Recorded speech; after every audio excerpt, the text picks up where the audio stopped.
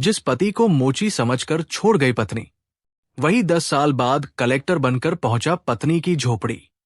फिर जो हुआ पूरा गांव सन रह गया। दोस्तों, ये सच्ची कहानी है उत्तर प्रदेश के एक पिछड़ा गांव रामपुर की, जहां मिट्टी के कच्चे रास्ते, टूटी हुई छतें और लोगों की आंखों में गरीबी की आदत बस चुकी थी। इसी गांव के आखिरी छोर पर पीपल के पेड़ के नीचे एक छोटी सी मोची की दुकान थी। ना कोई बोर्ड, ना कोई नाम, बस जमीन पर रखा एक लकड़ी का तख्त, कुछ पुराने औजार और बैठा रहता था राहुल यादव। राहुल की उम्र तब मुश्किल से 25 साल थी। चेहरे पर मेहनत की थकान थी, लेकिन आंखों में कुछ और था, कुछ ऐसा जो उस गांव में बहुत कम लोगों की आंखों में दिखता था। सपने, बड़े सपने। वो दिन भर लोगों की फटी चप्पलें सिलता और शाम को वही हाथ धोकर एक पुरानी सी किताब खोल लेता। गांव वाले हंसते थे, मोची का लड़का किताब पढ़ेगा। लेकिन राहुल कुछ नहीं कहता, बस मुस्कुरा देता।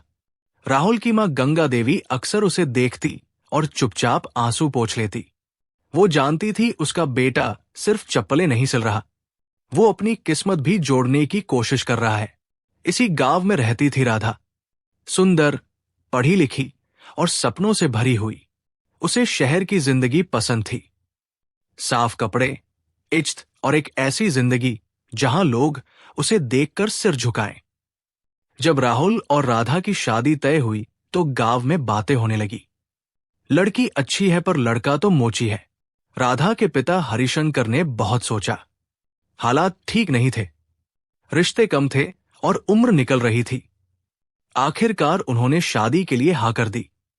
शादी धूमधाम से नहीं हुई, ना ढोल ना बाजा, बस गांव के कुछ लोग, थोड़ी मिठाई और ढेर सारी उम्मीदें। राधा ने सोचा था शादी के बाद शायद सब बदल जाएगा, लेकिन बदलाव सिर्फ उम्मीदों में था, हकीकत में नहीं। शादी के कुछ ही दिनों में राधा को समझ आने लगा कि राहुल वही मोची है। सुबह दुकान, दोपहर दुकान, शाम दुकान, घर में वही गरीबी, वही तंगी। राधा को ये जिंदगी भारी लगने लगी। गांव की औरतें बातें करती, देखो फला की बहू शहर से साड़ी लाई है, उसके पति की सरकारी नौकरी है, और राधा चुपचाप अपने फटे हुए सपनों को समेटती रहती। राहुल कोशिश करता, राधा थोड़ा वक्त दो, मैं कुछ बन जाऊंगा। लेकिन राधा का धैर्य रोज कम होता जा रहा था। एक दिन गांव में पंचायत बैठी, किसी बात को लेकर पूरा गांव जमा था। उसी बीच किसी ने मजाक में कहा, राहुल तेरी दुकान बढ़िया चल रही है क्या? हंसी गूंज गई। राधा का चेहरा लाल हो गया। सालों का दबा हुआ गुस्सा, शर्म और तुलना एक साथ बाहर आ गया। उसने सबके सामने राहुल की तरफ देखा और वो शब्द बोल दिए जो शायद उसे भी नहीं बोलने चाहिए थे। मैंने सोचा था पति मिलेगा, यहां तो सिर्फ एक मोची मिला है। पूरा गांव सन्न रह गया। राहुल ने कुछ नहीं कहा। उसने राधा की तरफ देखा, फिर नीचे जमीन की तरफ। उस पल उसकी आंखों में आंसू नहीं थे, बस कुछ टूटने की आवाज थी। उसी रात राधा ने घर छोड़ा, मायके चली गई। बिना पीछे देखे राहुल देर तक खाली घर में बैठा रहा। मां एक कोने में खामोश थी। उसने बेटे के कंधे पर हाथ रखा, लेकिन कुछ बोली नहीं। शब्द भी शायद गरीब थे। अगली सुबह गांव में खबर फैल चुकी थी, मोची की बीवी छोड़कर चली गई। कुछ लोग हंसे, कुछ ने तरस खाया और कुछ ने कहा हक ही था। उस दिन राहुल दुकान पर नहीं बैठा, वो पीपल के पेड़ के नीचे बैठा रहा, अपनी उन्हीं टूटी चप्पलों के बीच जहां से सब शुरू हुआ था। सूरज ढल रहा था और राहुल की आंखों से पहली बार आंसू गिरे, और उसी रात टूटी चप्पलों के बीच बैठा राहुल पहली बार रोया, और वहीं से उसकी जिंदगी ने करवट ली। अगले दिन सुबह जब गांव जागा, राहुल का घर खामोश था। चूल्हा ठंडा पड़ा था। मां गंगा देवी उठी तो देखा राहुल कहीं नहीं था, ना दुकान पर ना घर के आसपास। बस मेज पर रखा एक छोटा सा कागज था जिस पर लिखा था, मां माफ करना, जब तक कुछ बन नहीं जाता वापस नहीं आऊंगा। गंगा देवी ने कागज को सीने से लगा लिया। उन्हें समझ आ गया था, आज उनका बेटा मोची नहीं लड़ाका बनकर निकला है। इधर मायके में राधा चैन से नहीं थी। उसे लगा था कि राहुल रोएगा, गिड़गिड़ाएगा, मनाएगा, लेकिन ना कोई फोन आया, ना कोई खबर। कुछ दिनों बाद पंचायत में तलाक की बात उठी। राधा ने बिना रुके हां कर दी। उसके पिता हरिशंकर ने आखिरी बार कहा, सोच ले, बेटी गरीब है लेकिन बुरा नहीं। राधा ने ठंडे स्वर में जवाब दिया, मुझे गरीबी से डर लगता है। कागजों में रिश्ता खत्म हो गया और राहुल की जिंदगी में एक खालीपन हमेशा के लिए दर्ज हो गया। उधर राहुल इलाहाबाद पहुंच चुका था। बड़ा शहर, बड़ी भीड़ और कोई पहचान नहीं। पहले दिन ही समझ आ गया, यहां मेहनत भी पैसे मांगती है।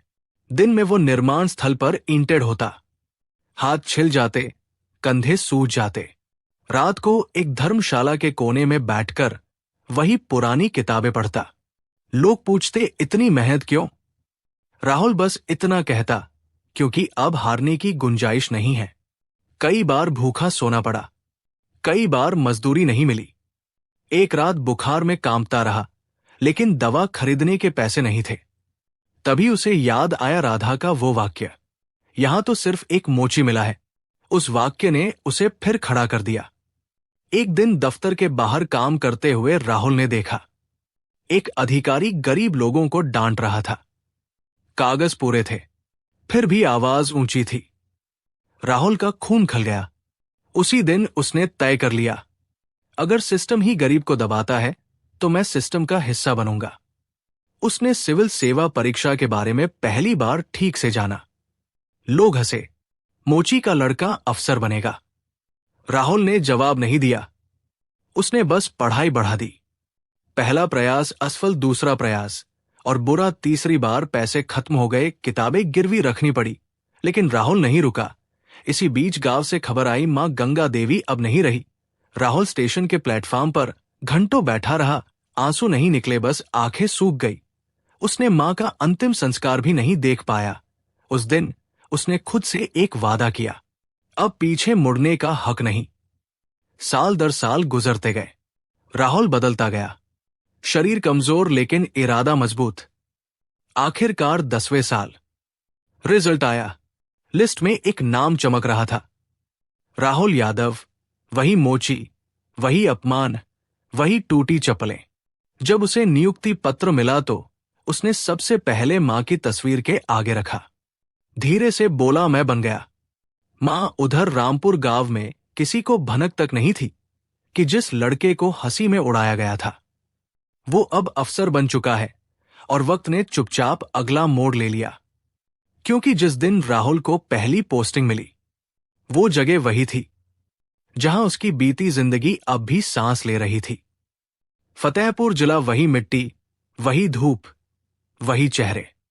बस फर्क इतना था कि अब राहुल यादव के नाम के आगे कलेक्टर लिखा चुका था।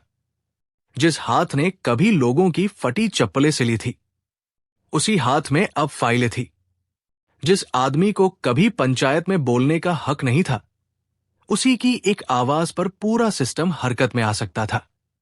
खैर दोस्तों, पहले दिन जब राहुल कलेक्टेड पहुंचा तो सायरन नहीं बजा।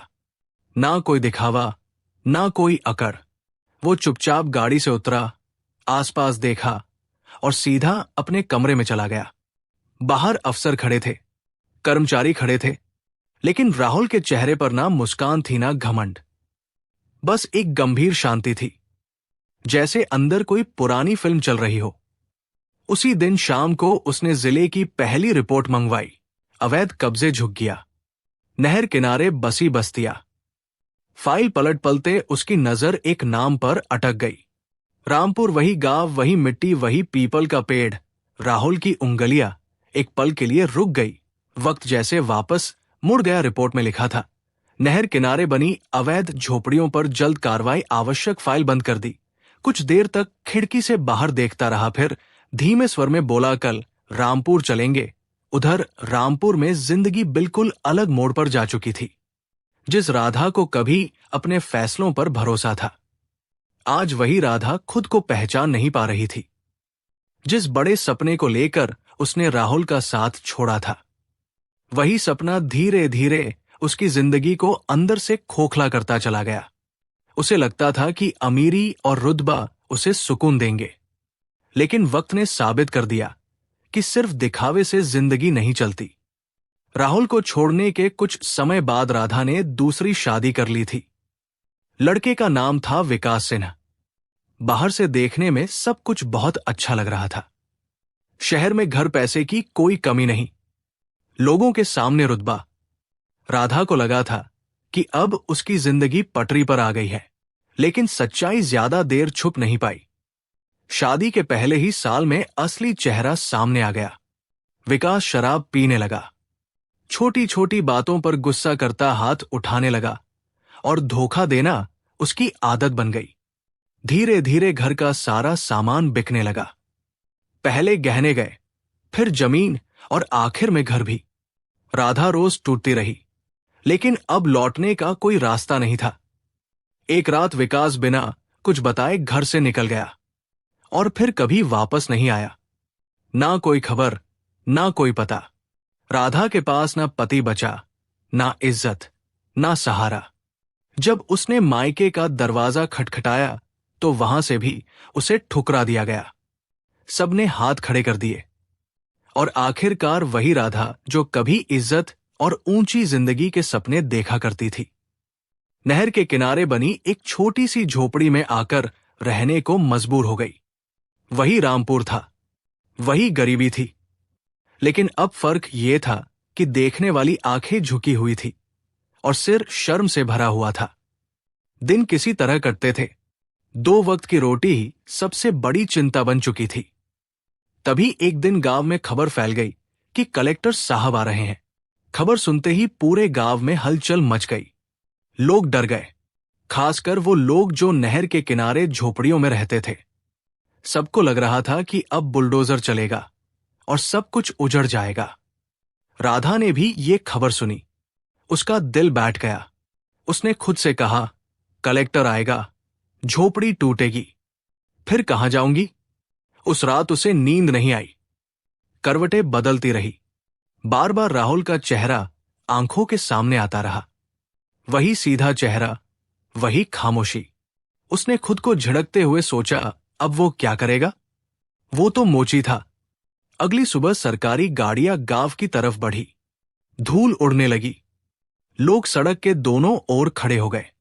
हर किसी की नजर आगे वाली गाड़ी पर थी। जैसे ही सबसे आगे वाली गाड़ी रुकी, ड्राइवर ने दरवाजा खोला और जो शख्स बाहर निकला उसे देखकर पूरा गांव सन्न रह गया।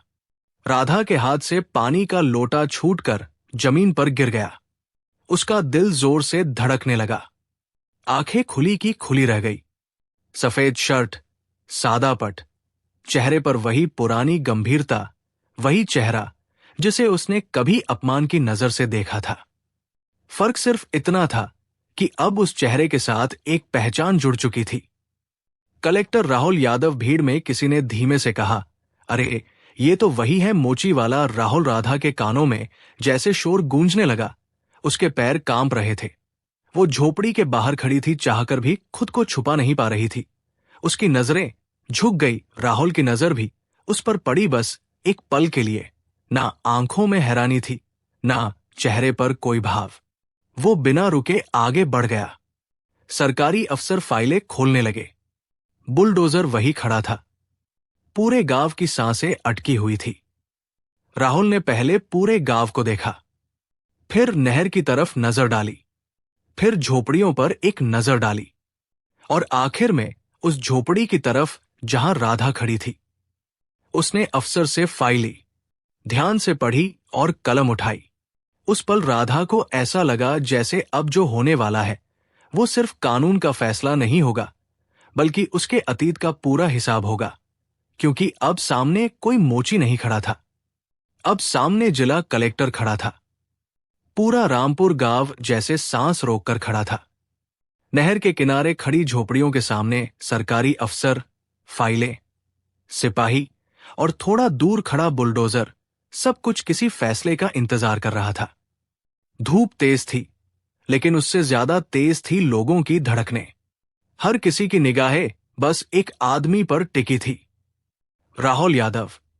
राहुल ने दोबारा पूरे गांव को देखा। वही रास्ते, वही मिट्टी, वही चेहरे। लेकिन अब उसकी आंखों में कोई शिकायत नहीं थी, बस एक ठहराव था। उसने अफसर से शांत स्वर में पूछा कि कार्रवाई किन नियमों के तहत होनी है। अफसर ने कानून की धाराएं बताई, फाइल में उंगलियां फेराई और झोपड़ियों को अवैध घोषित किया।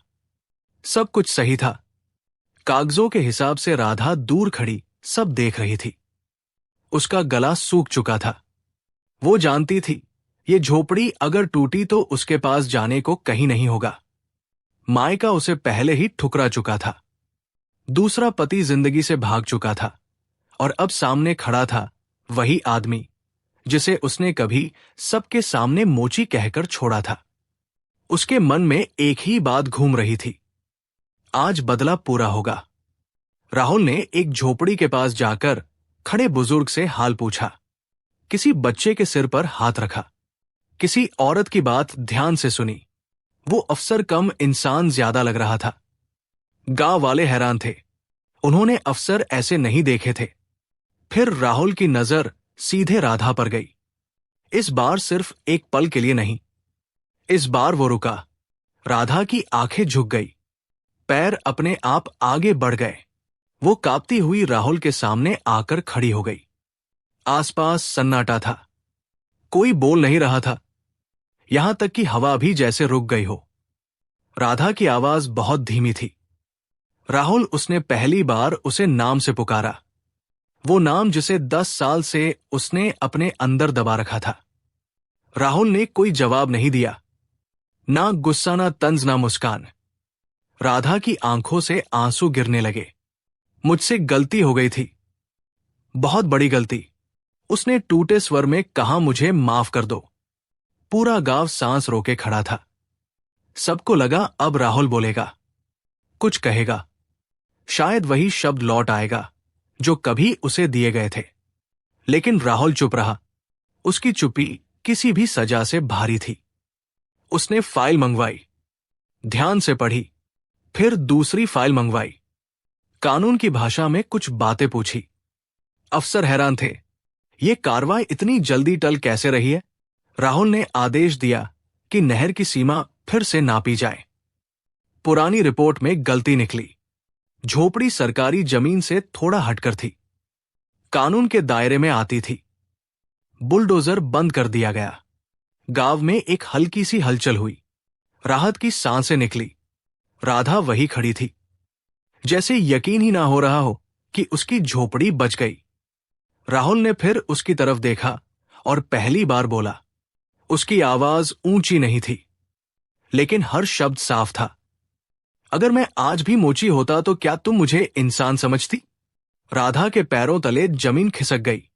उसके पास कोई जवाब नहीं था। सच का कोई जवाब नहीं होता। राहुल ने बात आगे नहीं बढ़ाई। उसने फाइल बंद की, गाड़ी की तरफ बढ़ा और बिना पीछे देखे बैठ गया। सरकारी काफिला धीरे धीरे गांव से निकल गया। धूल बैठने लगी और रामपुर फिर से शांत हो गया। लेकिन राधा वही खड़ी रह गई, टूटी हुई नहीं बल्कि खाली। क्योंकि आज उसे समझ आ गया था, जिसे उसने गरीबी समझा था वो हालात थे, और जिसे उसने छोड़ा था वो इंसान था। और अब सबसे बड़ी सजा बाकी थी। कलेक्टर की गाड़ियां रामपुर से निकल चुकी थी, लेकिन गांव के ऊपर जो भारी सन्नाटा छाया था वो आसानी से टूटने वाला नहीं था। ऐसा लग रहा था जैसे हवा भी कुछ देर के लिए रुक गई हो। लोग धीरे धीरे अपने अपने घरों की तरफ लौट तो गए, लेकिन उनके कदमों में वो पहले वाली चाल नहीं थी।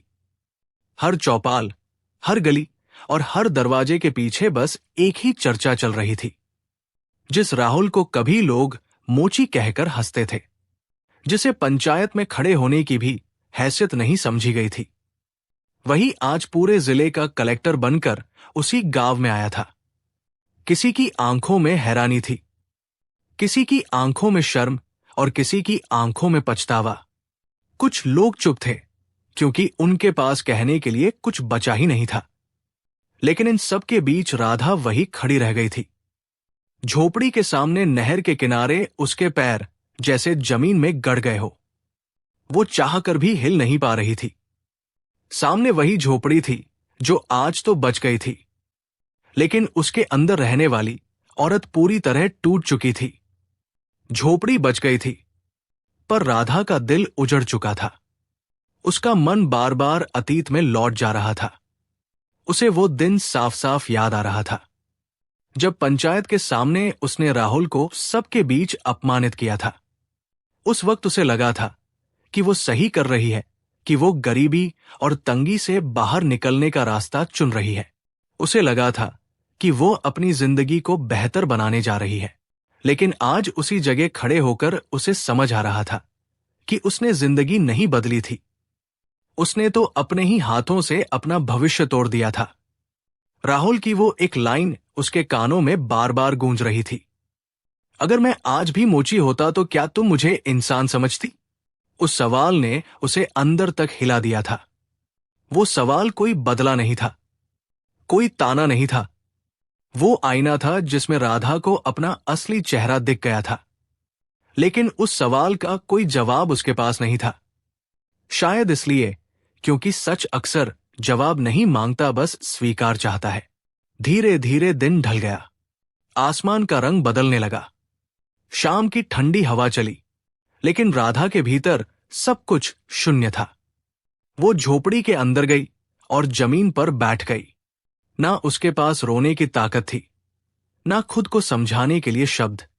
पहली बार उसने खुद से ईमानदारी से पूछा, क्या वो राहुल से प्यार करती थी, या सिर्फ उस इज्जत से, उस रुतबे से जिसकी उसे लालसा थी? जवाब बिल्कुल साफ था, और शायद इसी वजह से वो सबसे ज्यादा दर्दनाक भी था। अगले कुछ दिनों में रामपुर में एक और खबर फैल गई। लोग आपस में बताने लगे कि कलेक्टर राहुल यादव ने गांव के पास एक सरकारी स्कूल खोलने का आदेश दिया है। स्कूल उसकी मां गंगा देवी के नाम पर बनाया जा रहा था। वही मां जिसने गरीबी में भी अपने बेटे को सपने देखने से नहीं रोका था। वही जगह जहां कभी पीपल के पेड़ के नीचे एक मोची बैठा चप्पलें सिला करता था, अब वहां बच्चों की हंसी गूंजने लगी। किताबें खुली, स्लेट पर अक्षर बने, और गांव ने पहली बार महसूस किया कि हालात सच में बदले जा सकते हैं। राहुल दोबारा गांव नहीं आया, ना किसी से हिसाब चुकाने, ना अपनी कहानी सुनाने, ना ये दिखाने कि अब वो क्या बन चुका है। वो आगे बढ़ चुका था। शांत तरीके से, बिना शोर के राधा अक्सर दूर से उस स्कूल को देखती, बच्चों की हंसी सुनती और उसकी आंखें भर आती। वो सोचती, अगर उस दिन उसने राहुल का साथ छोड़ा ना होता, अगर उसने हालात को इंसान से बड़ा ना माना होता, तो शायद आज उसकी जिंदगी कुछ और होती। शायद वह भी उस बदलाव का हिस्सा होती। लेकिन जिंदगी में कुछ दरवाजे ऐसे होते हैं जो एक बार बंद हो जाए तो दोबारा नहीं खुलते, चाहे सामने कितनी ही रोशनी क्यों ना हो। समय बीतता गया, मौसम बदले, साल गुजरते गए। राधा उसी झोपड़ी में रही। अब ना उसमें शिकायत थी, ना उम्मीद। उसने किसी से कुछ नहीं मांगा, ना किसी से कोई सवाल किया। वो जान चुकी थी कि उसकी सजा क्या है। राहुल की कामयाबी को दूर से देखना, उसकी बनाई रोशनी में खुद को खड़ा ना पाना, और हर दिन अपने ही फैसले से नजरें चुराना। और राहुल वो अपने काम में लगा रहा, पूरी ईमानदारी से, बिना दिखावे के, बिना किसी को नीचा दिखाए।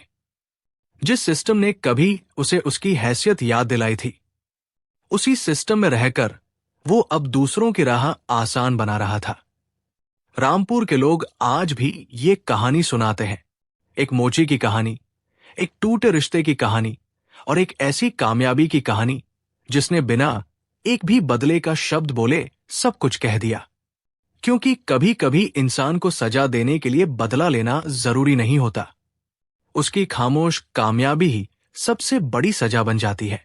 दोस्तों, इस कहानी की सबसे बड़ी सीख यही है कि इंसान की कीमत उसके आज के हालात से नहीं, उसके इरादों से तय होती है। जो व्यक्ति आज नीचे दिखाई देता है, वही कल ऊंचाई पर हो सकता है। किसी को उसके पेशे, पैसों या मजबूरी से आंकना सबसे बड़ी गलती होती है, क्योंकि हालात बदलते देर नहीं लगती। लेकिन किसी को छोड़े जाने का दर्द और अपमान की चोट पूरी जिंदगी पीछा करती है। सच्चा इंसान वही होता है जो बदले की ताकत होते हुए भी इंसानियत को चुन ले। लेकिन अगर कोई पत्नी गरीबी में अपने पति को छोड़ दे तो क्या उसकी कामयाबी के बाद उसे सिर्फ माफ कर देना काफी होता है, या उसे दोबारा अपनाना भी जरूरी होता है? और राधा जैसी पत्नी के साथ जो हुआ वो आपके हिसाब से सही था या गलत? कमेंट में अपनी सच्ची राय जरूर लिखें। और अगर इस कहानी ने आपको सोचने पर मजबूर किया, दिल को छुआ, या कहीं ना कहीं आपकी जिंदगी से जुड़ी लगी, तो इसे लाइक करें, अपने दोस्तों और परिवार के साथ शेयर करें। और ऐसे ही सच्ची, भावुक और जिंदगी बदल देने वाली कहानियों के लिए चैनल स्टोरी बाय कार्तिक को सब्सक्राइब करना ना भूलें। मिलेंगे अगली कहानी में, तब तक अपना ख्याल रखिए। धन्यवाद।